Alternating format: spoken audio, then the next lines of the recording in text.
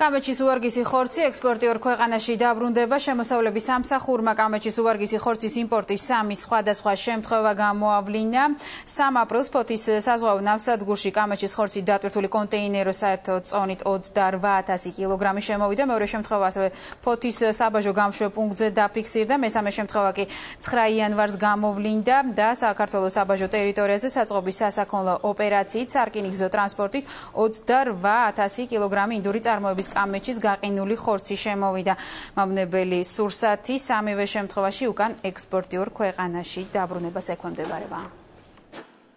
მოსავლების სამსახურის საბაჟო დეპარტამენტის ვეტერინარი სპეციალისტების მიერ საქართველოში კამეჩის უვარგისი ხორცის შემოსვლის 3 სხვადასხვა შემთხვევა გამოვლინდა საერთოდ წონით 84,000 კილოგრამი.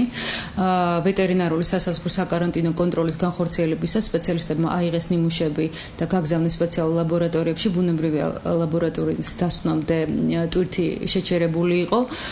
სამივე შემთხვევაში ნიმუშებში გამოვლინდა ჯანმრთელობისათვის საზიანო მავნე მიკროორგანიზმები. შესაბამისად საქართველოს მთავრობის 429 დადგენილების თანახმად უვარგისი ტვირთი ექვემდებარება უკან ექსპორტიორ ქვეყანაში გაბრუნებას.